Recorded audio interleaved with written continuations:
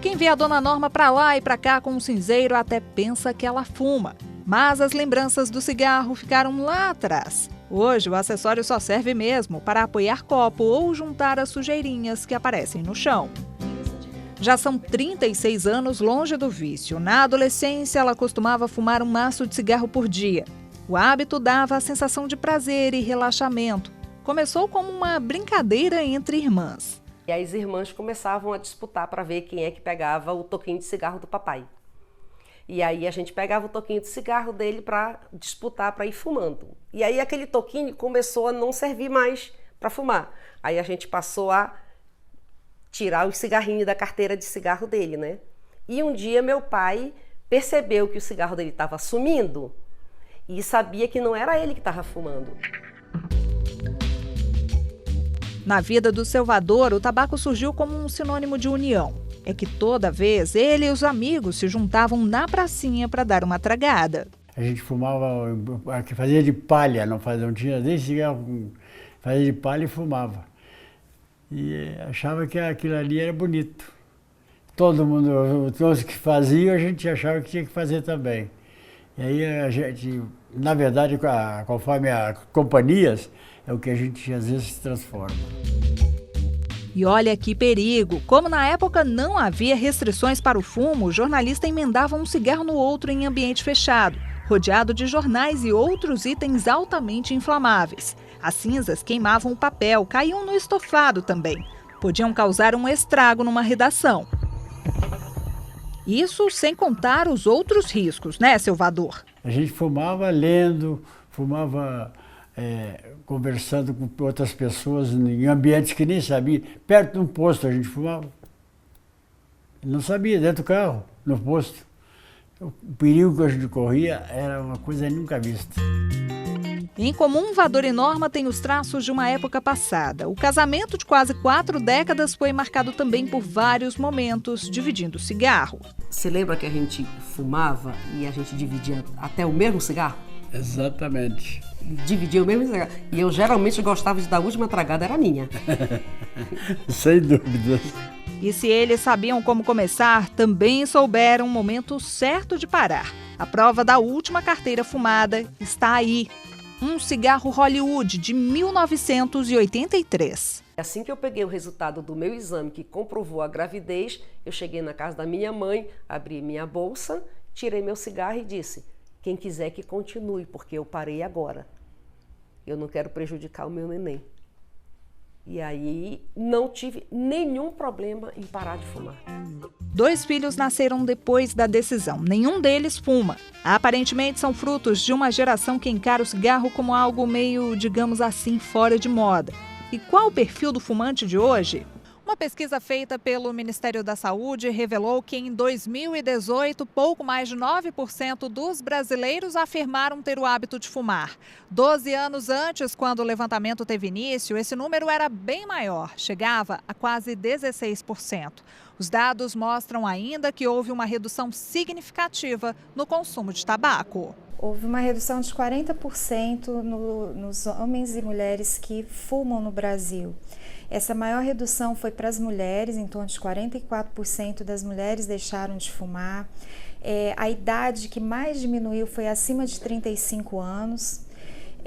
Só que a gente tem um problema que reduziu muito para todas as faixas de renda que a gente trabalha na pesquisa com escolaridade, mas caiu menos na escolaridade menor. Então, é aquele público mais vulnerável, né, de baixa renda. Então, diminuiu, mas diminuiu menos. Então, isso nos chamou bastante atenção. Várias políticas têm sido pensadas visando essa redução. Não é à toa que este ano o Brasil foi o segundo país, depois da Turquia, a alcançar medidas de combate ao tabaco sugeridas pela Organização Mundial da Saúde. São elas: o monitoramento do uso do tabaco e políticas de prevenção, a proteção contra a fumaça do tabaco, o oferecimento de ajuda para quem quer deixar o fumo, a advertência sobre os perigos do tabaco, o cumprimento das proibições sobre publicidade e o aumento de impostos sobre o tabaco. É uma política pública positiva, que acabou mudando, acho que até um pouco da nossa cultura, dos hábitos dos brasileiros. Medidas como a lei antifumo também ajudaram. Você vai conhecer um pouco mais sobre essa legislação no próximo bloco. Mas isso, segundo Larissa, mostra que o brasileiro está cada vez mais consciente. Não vamos dar sorte ao azar, vamos dizer assim, né? Então, é por isso que eu acredito que a lei realmente ajudou muito nesse processo de adaptação para que as pessoas conseguissem realmente ir largando, né, o fumo, e que os adolescentes, etc., deixassem de querer utilizá-lo. Nossa equipe foi às ruas de Brasília saber o que pessoas das mais variadas idades acham do cigarro. Acho que o ambiente fica poluído, faz mal à saúde, né? Faz mal também às pessoas que estão em volta, ao entorno, ao bem-estar. Eu sempre fiz algum esporte, sempre cuidei do meu físico e tal, então acho que as pessoas deviam ter mais acesso à informação para ver o quanto prejudicial isso é, né? Tem bastante pessoas com 22 anos, na minha idade, que fumam bastante, muito. O que você acha disso? Eu acho muito ruim também.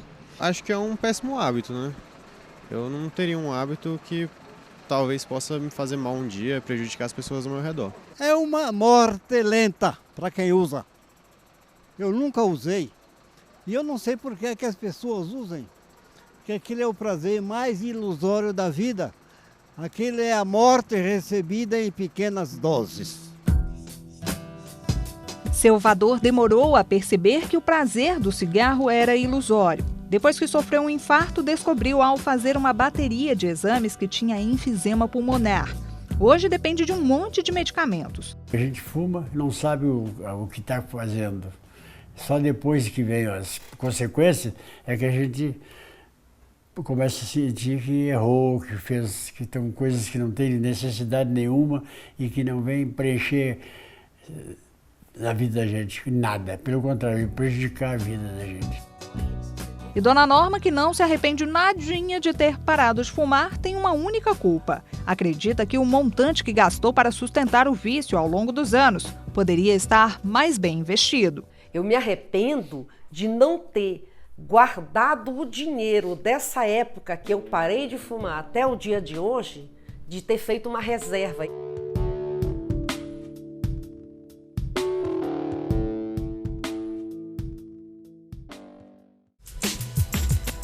O Repórter Justiça vai para um rápido intervalo e volta em instantes. Daqui a pouco, o repórter Renato Rosa vai dar detalhes sobre a lei antifumo e mostrar a história de quem perdeu familiares por doenças provocadas pelo uso contínuo do cigarro. Não saia daí!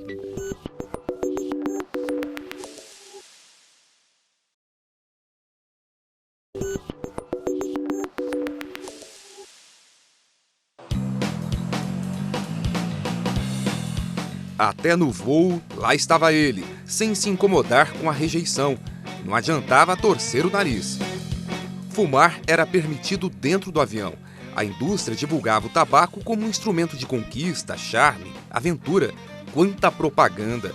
Até que os críticos colocaram o cigarro na rota das discussões.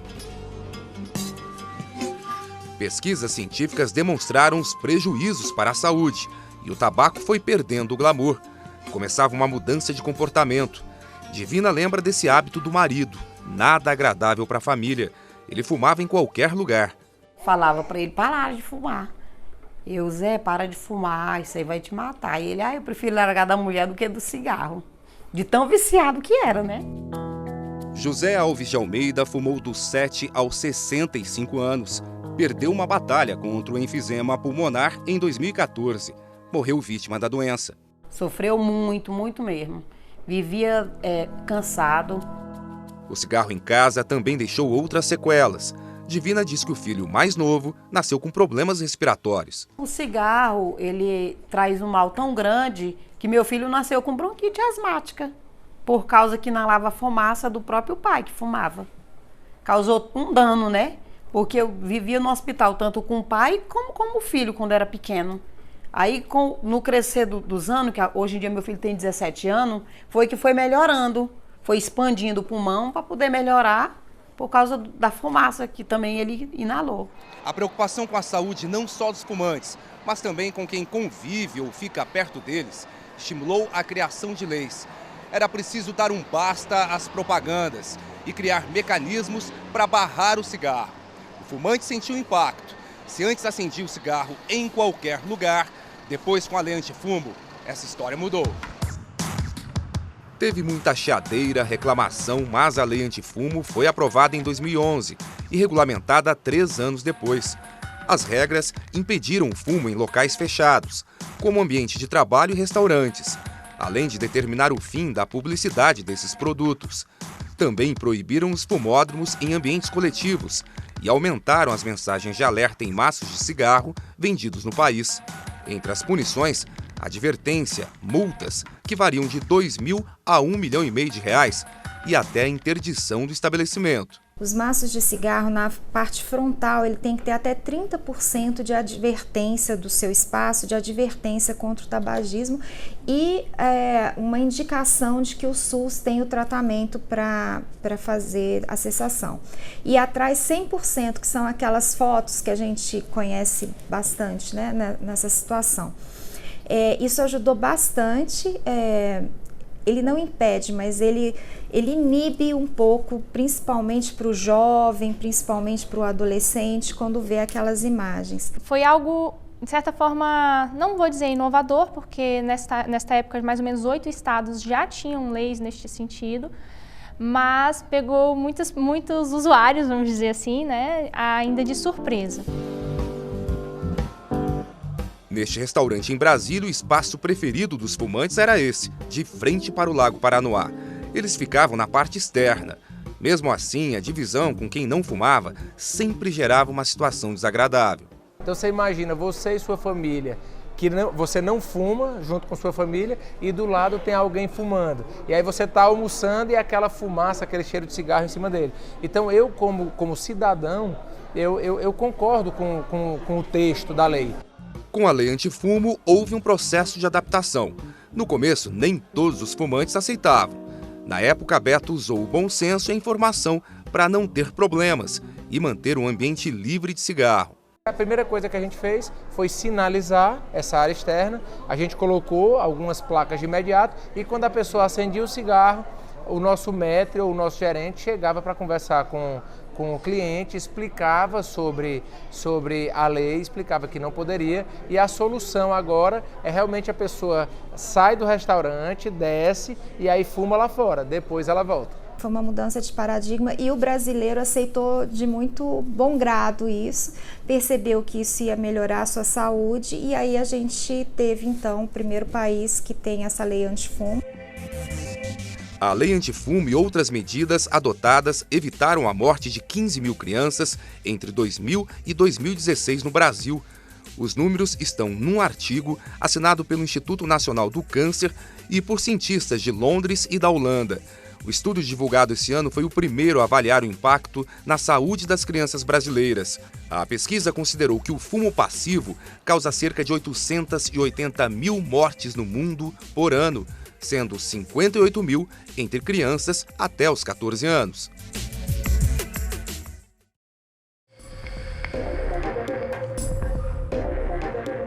Eles não cresceram bombardeados pela publicidade dos cigarros, mas são atraídos por novas formas de fumo.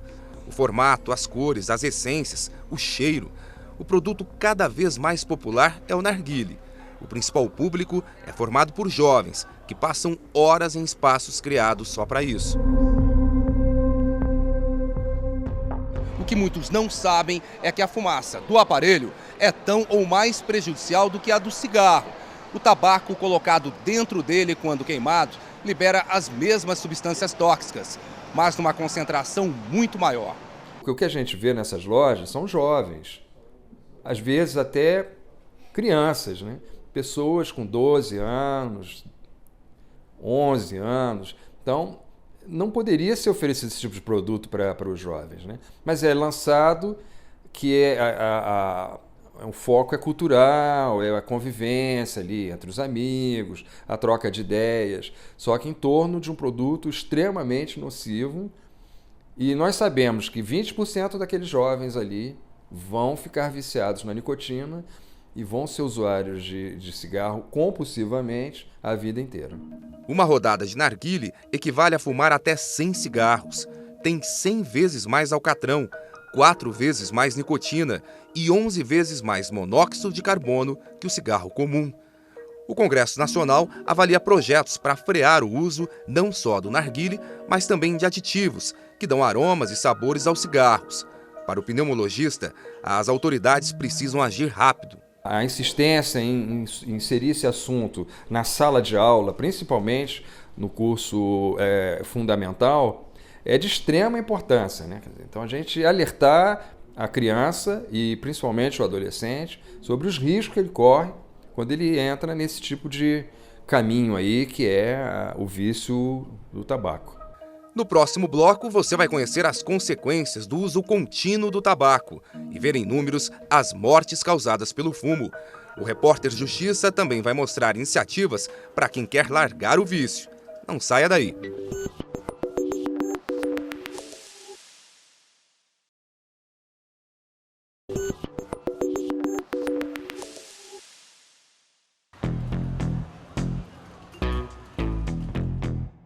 Uma tragédia provocada pelo cigarro. De acordo com o Sistema de Informações sobre Mortalidade do Ministério da Saúde, mais de 27.800 pessoas morreram em 2017 no Brasil, vítimas de câncer no pulmão, o segundo mais frequente. O câncer no pulmão, ele cresce de maneira silenciosa. Raramente vai dar sintomas precocemente. Nós não temos marcadores de laboratório para detectar precocemente, ainda não temos, né? O câncer de pulmão. Então, pelo fato dele crescer silenciosamente, muitas vezes o paciente já chega aqui em fases avançadas da doença, onde pouco ou nada pode ser feito pelo paciente.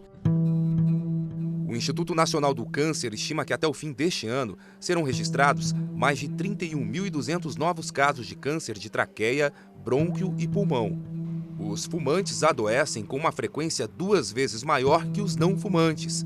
A assistência médica ligada ao tabagismo gerou em 2015 mais de 39 bilhões de reais em custos diretos. A perda de produtividade no mesmo ano chegou a 17 bilhões e meio em custos indiretos. São mortes prematuras e pessoas que ficaram com alguma incapacidade. O custo para o sistema de saúde é muito grande, porque tem internação, a questão de medicamento, a dispensação de medicamento, toda essa base na rede básica de saúde, todo esse incremento para ter esse tratamento para cessação, então o custo ainda é muito alto. Um trago e o contato com milhares de substâncias tóxicas. A fumaça inalada corre para os pulmões e se espalha pelo sistema circulatório. A nicotina, principal responsável pela dependência do fumo, atinge o cérebro entre 7 e 9 segundos, quando libera substâncias responsáveis pela sensação de prazer. É o efeito viciante. Quem estuda esse assunto arbitra que é mais potente que a cocaína, que o crack, que a maconha. Então, é mais difícil você tirar uma pessoa viciada em nicotina do que dessas outras drogas.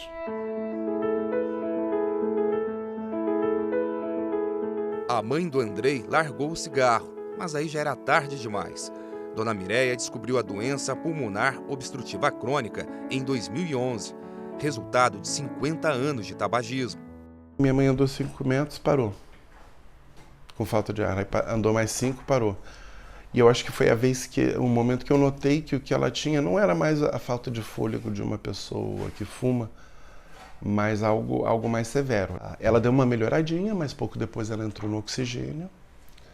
O oxigênio muda muito a vida da pessoa, né? Porque hoje tem concentradores de oxigênio pequenos, mas portáteis, mas há um incômodo, há um constrangimento. Então as pessoas tendem com o tempo no oxigênio, sair um pouco da rua, do espaço público. Essa doença, quem não está cansado, perdeu a luta contra a doença.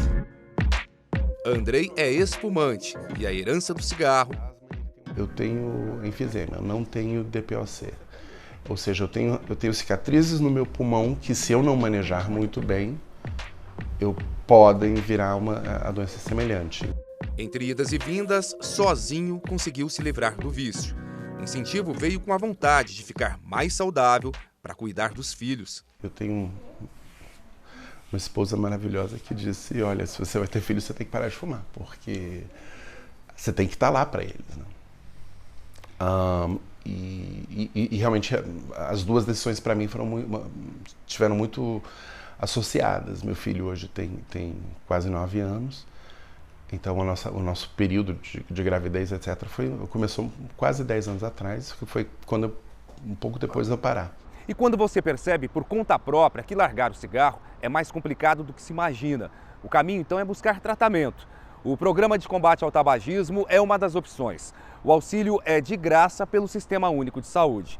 Só em 2018, mais de 134 mil pessoas foram atendidas na rede pública do país. Procurar um serviço de saúde, né, na sua região, próximo de onde você mora, e você vai ser encaminhado então para uma equipe especializada nas unidades para isso. Tem que ter muita vontade, não é uma coisa fácil, é um vício, mas é possível, e hoje temos tratamento para isso. No Cruzeiro, região central de Brasília, o programa conta hoje com 90 pessoas atendidas. A grande maioria das pessoas que vêm para o grupo, se não pararam de fumar, elas diminuem a quantidade de cigarros. Isso para a gente é um grande avanço porque reduz o dano, né? Reduz a chance dela desenvolver uma doença o quanto antes. Aqui elas recebem adesivos para reduzir aos poucos a dependência da nicotina e também contam com medicação para melhorar o humor e diminuir a ansiedade. Tem momentos que a pessoa, quem tem tendência a ter depressão na época que está fazendo, né, na época da abstinência, ele vai ter um quadro depressivo e a gente já vê, já entra com medicação, já vê como é que pode fazer. A gente também tem a terapia comunitária aqui, que nos ajuda nesse sentido, onde a pessoa fala da sua inquietação. E a cada vitória dos pacientes no tratamento, eu fico muito feliz, é a sensação de dever cumprido, né? Porque eu trabalho na saúde há muitos anos e eu já trabalhei com pessoas, pacientes oncológicos, então eu sei o que é a pessoa estar doente no leito de hospital e passando por determinadas situações por conta do uso do cigarro. Não existe um tempo limite de tratamento, isso varia muito, depende da pessoa. Cair e levantar tem sido o desafio da Andréia. Ela parou, voltou a fumar, depois parou de novo. Agora está mais confiante com os resultados do medicamento contra a ansiedade. Antes, mesmo não fumando, era uma ansiedade. Tinha hora que eu ficava assim, nossa, eu vou ali comprar. Sabe quando você para, a sua vida para, você fica, não consegue se desligar do cigarro. O BUP, ele ajudou nisso, porque eu sentia a vontade, falava, não, deixa pra lá, virava e realmente esquecia. Virava ali, tomava uma água, pegava, voltava a fazer o que eu estava fazendo. Quando eu notava, eu já não estava nem pensando. E assim foi indo, até que chegou um momento que eu percebi assim, que eu passava um dia inteiro, acordava, já não tinha vontade de fumar, passava o dia todo. Quando sentia cheiro de cigarro aqui do lado, o pessoal fuma, quando sentia cheiro de cigarro, cheiro ruim, sabe? Andréia tem 54 anos. Começou a fumar quando era uma menina. São 45 anos, né? Na companhia do cigarro. É um divórcio complicado esse, mas vou finalizar. Ela faz parte do grupo contra o tabagismo e agora diz que segue certinho o tratamento para se livrar da nicotina. Andréia se mexe para melhorar a qualidade de vida. O tratamento dá força, mas ela sabe que a vitória depende dela, das mudanças de hábito. Eu acho que agora sim, sem o cigarro, ao invés de envelhecer, eu vou rejuvenescer, porque o cigarro envelhece. Definitivamente ele envelhece, ele tira de você toda a juventude, toda a energia, toda a disposição para a vida. Então, assim, sem o cigarro, eu acho que eu vou me sentir rejuvenescendo, não que eu vá rejuvenescer de fato, mas eu vou me sentir rejuvenescida, porque eu vou voltar a ter uma condição que eu já não tenho há muito tempo.